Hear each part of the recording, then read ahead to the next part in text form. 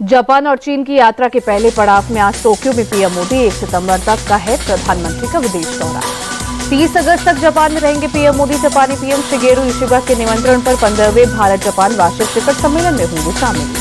31 अगस्त से 1 सितंबर तक चीन के तियानजिन में रहेंगे पीएम मोदी। चीनी राष्ट्रपति शी जिनपिंग के निमंत्रण पर एससीओ यानी शंघाई सहयोग संगठन शिखर सम्मेलन में भाग लेंगे।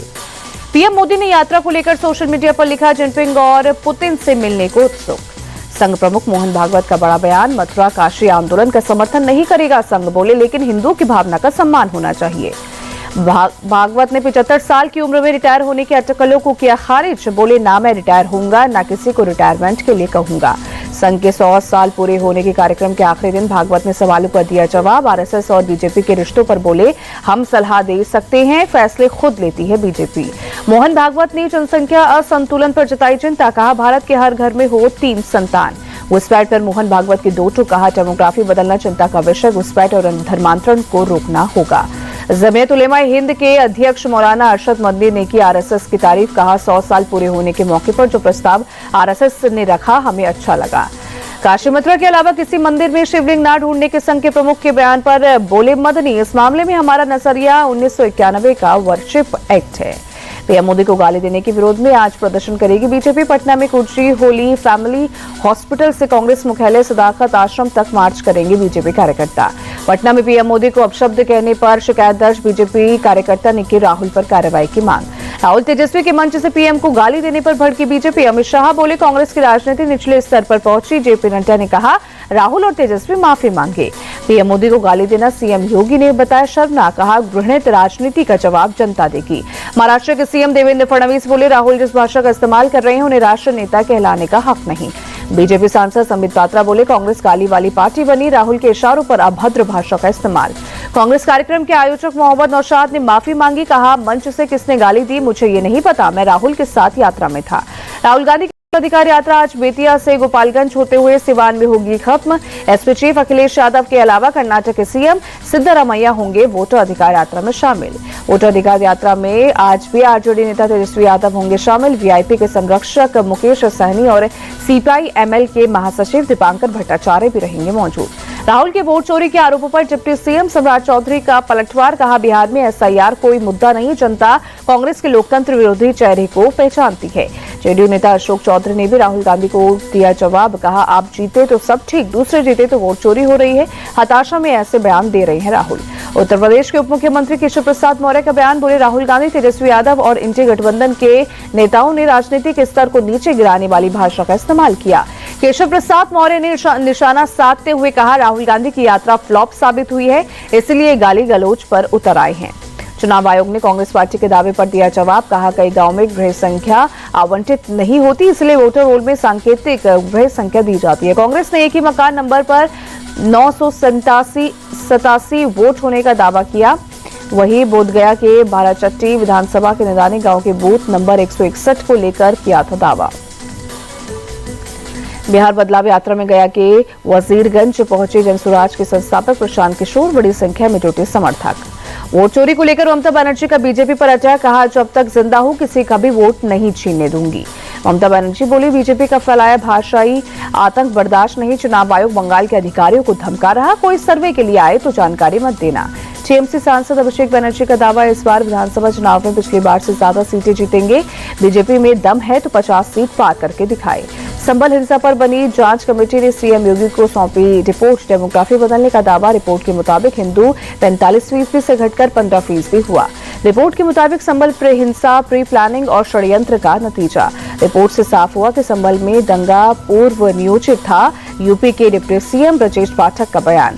संभल रिपोर्ट पर समाजवादी पार्टी ने उठाए सवाल, पूछा जब सीएम को गोपनीय रिपोर्ट सौंपी तो उसमें क्या है, वो बाहर कैसे चल रहा।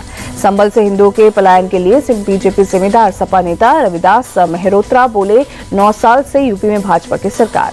मराठा आरक्षण के मुद्दे पर आंदोलन कर रहे कार्यकर्ता मनोज रांगे को मुंबई के आजाद मैदान में आंदोलन की इजाजत, पुलिस ने लगाई कई सख्त शर्तें। धौलपुर में रामकथा में पहुंची राजस्थान की पूर्व सीएम वसुंधरा राजे, भगवान राम का उदाहरण देते हुए कहा, वनवास सबका आता है और चला भी जाता है। 50% अमेरिकी टैरिफ पर समाजवादी पार्टी सांसद डिंपल यादव का बयान, बोली ये बहुत दुर्भाग्यपूर्ण बात है क्योंकि बड़ी बड़ी बातें कही जाती थी। टिम्पल यादव ने केंद्र सरकार पर हमला बोलते हुए कहा, ये जो टैरिफ लगा है ये दर्शाता है कि कहीं न कहीं भारत की विदेश नीति पूरी तरह से नाकामयाब रही है। ट्रेड वॉर के बीच भारत का बड़ा कदम, कॉटन इंपोर्ट को 3 महीने के लिए ड्यूटी फ्री किया, वही एक्सपोर्टर्स को बढ़ावा देने के लिए बड़ा मिशन चलाने की तैयारी की। ट्रेड नेगोशिएशन के लिए जल्द भारत आएगी यूएस डेलीगेशन की टीम, सरकारी सूत्रों का दावा। रूसी तेल की खरीद से भारत को $2.5 अरब का सालाना फायदा हुआ, हांगकांग की रिसर्च रिपोर्ट का दावा। टैरिफ और तनातनी के बीच औद्योगिक क्षेत्र से आई खुशखबरी, इंडस्ट्रियल प्रोडक्शन ग्रोथ 3.5% पर चढ़ा।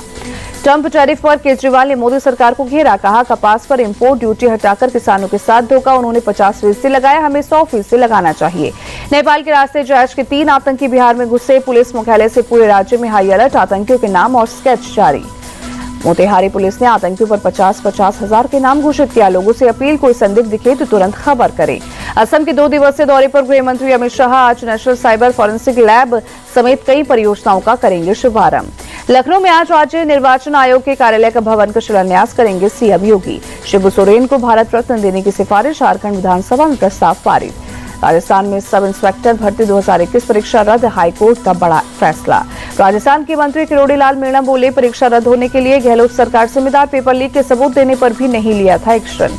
एसआई भर्ती परीक्षा रद्द होना सरकार की नाकामी, राजस्थान कांग्रेस अध्यक्ष गोविंद सिंह डोटासरा का पलटवार। एमपी के सीएम मोहन यादव के नेतृत्व में सर्वदलीय बैठक, प्रदेश में ओबीसी रिजर्वेशन की व्यवस्था पर हुई बात। सर्वदलीय बैठक के बाद बोले MP Congress chief Jitu Patwari, OBC reservation में जो कानूनी अड़चने हैं उस पर बात हुई। एमपी के सतना में किसानों का प्रदर्शन, नौगात के पास नेशनल हाईवे को किया जाम, खाद नहीं मिलने से नाराज है किसान। राजस्थान के सीएम ने सार्वजनिक निर्माण विभाग के अधिकारियों के साथ बैठक की, बजट में किए गए ऐलान को लागू करने पर बात। गुजरात में सीजी पावर के सेमीकंडक्टर प्लांट का उद्घाटन, केंद्रीय मंत्री अश्विनी वैष्णव और सीएम पटेल ने किया शुभारंभ। अश्विनी वैष्णव बोले, जल्द ही प्लांट से सेमीकंडक्टर चिप का उत्पादन शुरू होगा, पीएम मोदी ने इस सपने को साकार किया। असम के कछार में 5 जगहों पर सीबीआई की रेड, 3 लोग अरेस्ट, बिना पहचान सिम जारी करने का मामला। तेलंगाना सरकार का बड़ा ऐलान, नवरात्रि और गणेश पंडालों को मुफ्त बिजली देने की घोषणा। पंजाब के गुरदासपुर में आउटपोस्ट पर बाढ़ में फंसे बीएसएफ के जवान, सभी को किया गया एयरलिफ्ट। हरियाणा सीएम ने पंजाब के सीएम को लिखी चिट्ठी, बाढ़ के निपटने में मदद का दिया भरोसा। राजस्थान के धौलपुर में बीती रात हुई भारी बारिश, शहर के कई इलाकों में हुआ जलभराव। बारिश और जलजमाव की वजह से आम जनजीवन बेहाल, गलियों में भी जमा हुआ पानी। सड़कों पर पानी लगने से आवाजाही में परेशानी, गाड़ियों की भी थमी रफ्तार।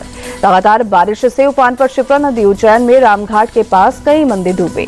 दिल्ली में यमुना नदी का बढ़ा जलस्तर, नदी किनारे रहने वालों को एरिया खाली करने के निर्देश। हरिद्वार में भी बीती रात हुई तेज बारिश, आम जनजीवन हुआ प्रभावित। बारिश की वजह से कई इलाकों में लगा पानी, लोगों को आवाजाही में हुई मुश्किल।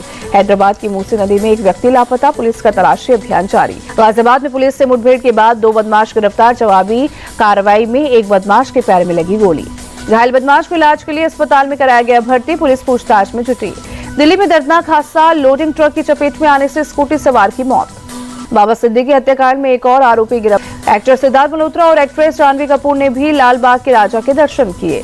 लखीमपुर खीरी में खौफ का पर्याय बनी बाघिन को पकड़ा गया, वन विभाग की टीम ने पिंजरे में कैद किया। महाराष्ट्र के गवर्नर सीपी राधाकृष्णन ने लाल बाग के राजा के किए दर्शन, मंत्री आशीष शेलार भी रहे मौजूद। नीरज चोपड़ा अपने आखिरी प्रयास में 85.01 मीटर का थ्रो किया। जूलियन वेबर ने 91.51 मीटर के थ्रो के साथ डायमंड लीग का खिताब जीता। एशिया कप टूर्नामेंट को 2 ग्रुप में बांटा गया। ग्रुप ए में भारत, जापान, चीन और कजाकिस्तान की टीम शामिल। ग्रुप बी में बांग्लादेश, साउथ कोरिया, मलेशिया और चीनी ताइपे की टीम होंगी।